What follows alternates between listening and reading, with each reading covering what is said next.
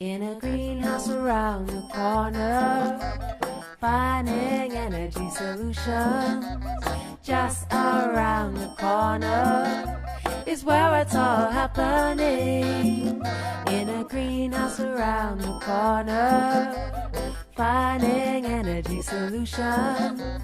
Just around the corner is where it's all happening.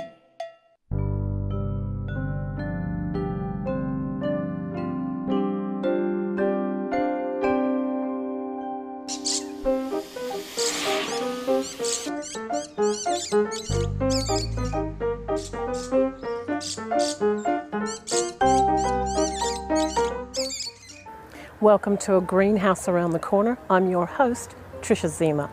We're touring Australia in search of energy-efficient education centres that are also sustainability leaders in their communities. Today we have journeyed to Heyfield, Victoria, to the Heyfield Community Resource Centre. This centre has won the Keating Environmental Sustainability Smart Town Award for their innovative practices. The Heyfield Community Resource Centre has installed a range of energy-efficient systems, including solar panels and solar hot water services. They also use informative signage to educate the users of the facility to help reduce their energy costs with simple tips, such as switch the lights off when you leave the room. And the centre has also created a 3-flag system that has motivated over 380 of the 700 homes and businesses within the town to install energy-efficient systems themselves. This achievement, as well as hosting a yearly sustainability festival, has made them a community leader in energy efficiency and the hub of Heyfield. Join us as we explore this green centre of excellence. We have a very vibrant community here. The range of things we do from our resource centre is huge. Continuing with education that is certified and pre-accredited training. We do hobby projects here. We also have our community garden, our men's shed, our occasional childcare. It goes on and on. And if something new eventuates tomorrow, we'll be doing it. The public has become very aware through our efforts of sustainable living practices. And to achieve that, we started with very, very simple practices. It started with interviewing people outside the local supermarket and making them aware that you can make very small and inexpensive changes to your life practices. We very quickly did the sums for them and they understood totally, if I can get this money now together and purchase this $50 item, I can recoup that cost in the next 12 months. So people didn't necessarily go and spend lots of money to become more energy efficient. It was, when the time comes, what should I do? Hot water service breaks and I need a new one. Or I might go with solar, I think. What are my choices?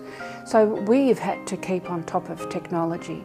It's just not a matter of having a solar hot water. You have to know how are you going to boost that water if it rains for 10 days. Then of course there's the solar panels, which puts power back into the grid. We have had an enormous response to that. And people, they are seeing that the advantage is there for greenhouse emissions and for their power consumption. My name's Jamie Jamieson. I'm a local plumber and gas fitter based in Terralgan. I'm also the director of a company called Terralgan Solar and Gas. The system we fitted up to the Heyfield Energy Resource Centre was a thermosiphon solar water heater, or considered a passive solar water heater. It's a system where it's a close coupled system, so it has the tank, storage cylinder and the roof as well as the collectors. The benefit of using that type of system as opposed to a split system is that it's a passive heating. So what basically happens is you have a specific gel inside the collectors and the sun heats the gel, and the thermal heat that we get from the sun then causes the gel to naturally rise towards the storage cylinder above, transferring the heat naturally. So there's no requirement for any pumps or controls or electronic devices or anything like that for obviously energy consumption or future maintenance or anything like that. So they're pretty much the only type of solar water heater available where you can actually turn the power supply to the system off altogether, and for at least, you know, sort of 60 to 70% of the year will still generate hot water. Completely frost-proof as well because of a heat exchanger, so they're pretty much a perfect system. Yeah, it's the single biggest thing an electricity-based household can do to reduce their bills, because if normally an electric storage water heater generally accounts from anything from 30 to 60% of a household's energy consumption, and that being one appliance, it's quite effective to actually you know, just replace that one appliance with a solar water heater and reduce your energy consumption by up to 60%. So, yeah, really effective. What they've done up in Heyfield is brilliant. I think they've got something like some of the most PV panels installed per capita around Australia or something, which is just crazy for a small community like that. So they're very focused, they're doing a brilliant job. I love working with them because they're great girls to deal with, they're easy to deal with, they're happy, they like to get involved, keep everybody updated. Yeah, it's inspiring what they're doing, it's good. Research is the key. That's the key for everybody, and I guess it's the same whatever we do in life. We just don't go off on a whim and make a choice. So it was talk to the providers of, let's say, the solar hot water. The choices we found were that you can use your solar panels to heat the water. When the water's not heated, you can have choices. Heat your tank up as you would normal electric tank, or to have that heating as it's used.